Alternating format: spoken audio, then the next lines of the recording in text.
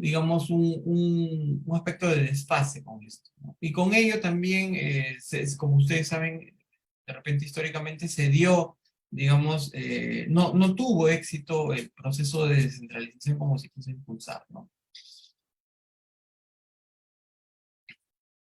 Entonces también ya hablamos de dos, dentro del contexto del Estado, y la parte, digamos, de lo que hemos visto en la primera lámina, que es la parte de unidad de administración, ¿no? Vamos a concentrarnos primero en la unidad de administración del Estado. Tenemos que existen, para la administración del Estado tenemos un diseño también, un subdiseño, o un modelo administrativo que tiene que ver con la aplicación de sistemas, ¿no? Los sistemas en la administración pública, ¿no? Y son dos tipos de sistemas, ¿no? Eso también es muy claro de ver, ¿no? Existen sistemas primero de carácter funcional, ¿no? Entonces, los sistemas funcionales tienen, digamos, un encargo especial de asegurar el cumplimiento de políticas públicas, ¿no? Que requieren participación de todas o varias entidades del Estado, ¿no? Las políticas públicas, a ver, en sentido práctico, para ir yendo al tema ya, es un conjunto ya de medidas, un conjunto de lineamientos que se dan en función ya a un preestudio de necesidades, ¿no? Necesidades de la población sobre determinados temas, ¿no? Esas necesidades de la población sobre determinados temas primero pasan por una agenda pública, ¿no? Una agenda que lo que hace es primero inventariar todo, de una forma saber qué tipos de necesidades tenemos, y en segundo término, dado que nosotros tenemos recursos limitados, se procede a la priorización.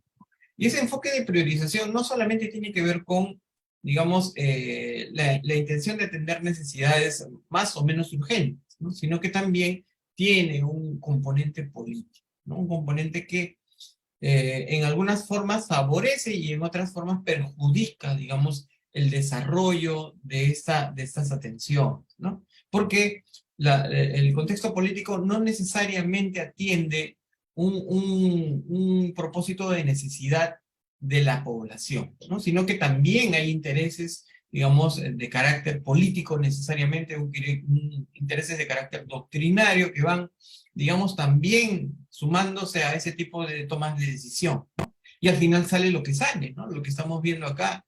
En algunos casos hay políticas o hay medidas que debieron tomarse y no se han tomado hasta la fecha, ¿no? Y que son importantes. Sin embargo, digamos, el decisor de esto no define un criterio de priorización para eso, porque de repente no le conviene políticamente, de repente incluso hay aspectos que están coludidos con corrupción, etcétera. Hay un montón de variables que están inmersas dentro de ese contexto de priorización de políticas públicas, ¿no? Eso se los digo porque es así como en la práctica se ve lo que está pasando en el Estado, ¿no? Entonces, la idea de estos sistemas funcionales, ya volviendo al tema, es que estos sistemas funcionales tienen por finalidad asegurar el cumplimiento de esas políticas públicas, ¿no? Es la atención de esas necesidades en la práctica, ¿no? Entonces, para eso está, digamos, establecidos sistemas funcionales, ¿no?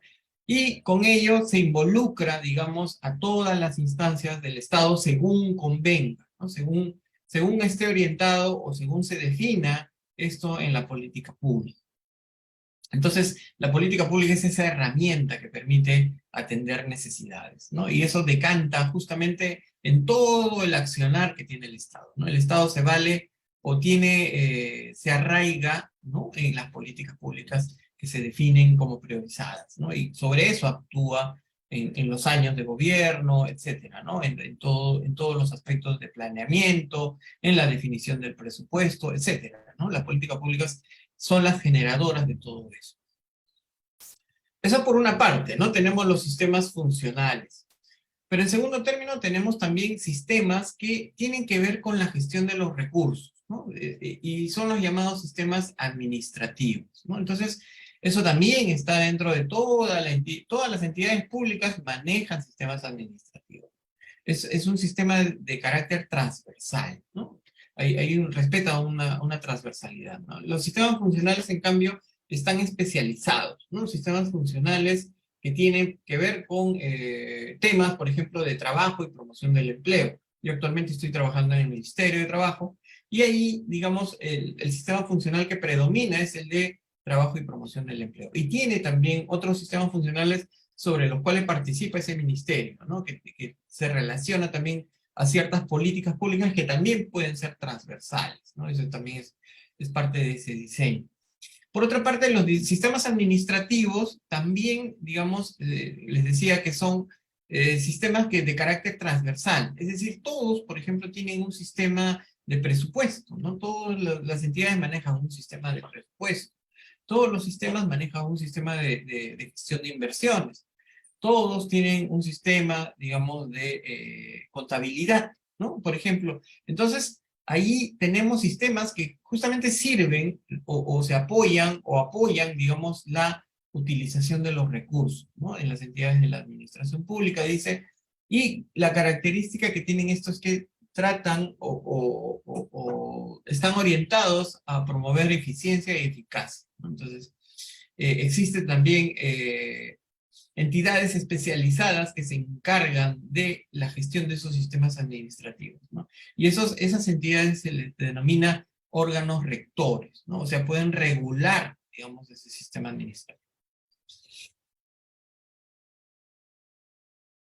Entonces aquí, digamos, en la Ley Orgánica del Poder Ejecutivo, en su artículo 22, por ejemplo, va definiendo todo este diseño, ¿no? Entonces, lo que dice el artículo 22, en el 22.2, dice, los ministerios diseñan, establecen, ejecutan y supervisan, es decir, parten de toda la gestión desde el punto de vista de la política, ¿no? O sea, los ministerios son los que diseñan políticas nacionales, establecen políticas nacionales, ejecutan políticas nacionales, y también políticas sectoriales, es decir, sectores sobre los cuales se especializan determinados temas, ¿no? O sea, porque ya les decía, el sector trabajo y promoción del empleo, sector de la mujer y poblaciones vulnerables, el sector de ambiente, etcétera, ¿no? Entonces, esos ministerios, como tienen un papel, digamos,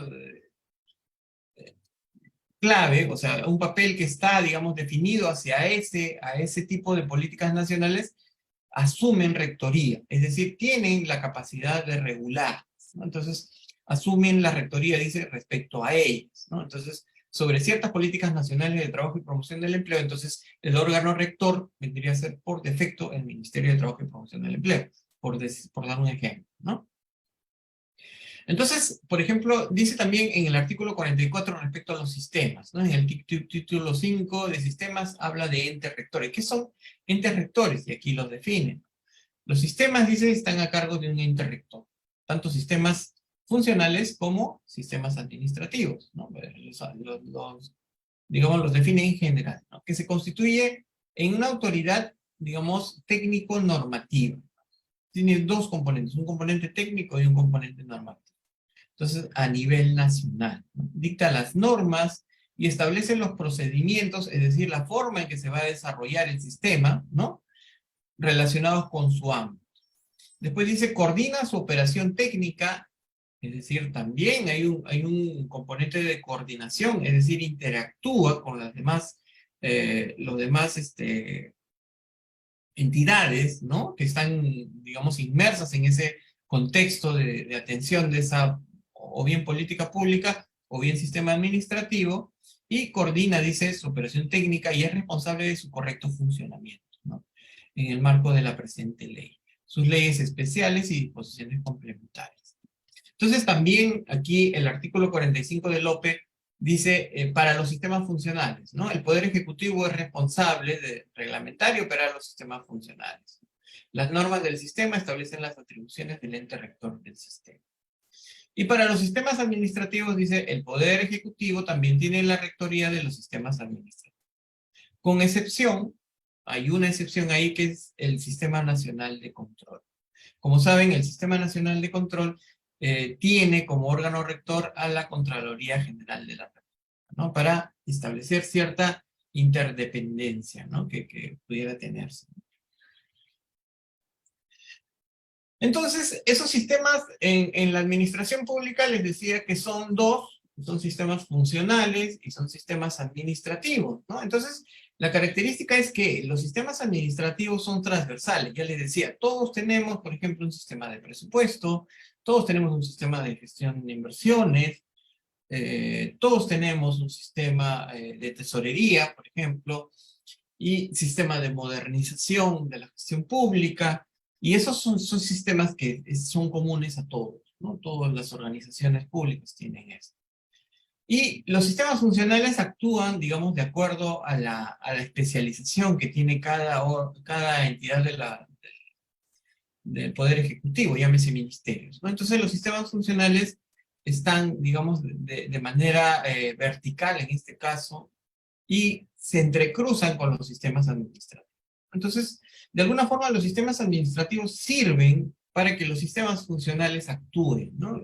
Porque los sistemas administrativos lo que hacen es proveer los recursos, ¿no? Esa es una característica que tiene el diseño.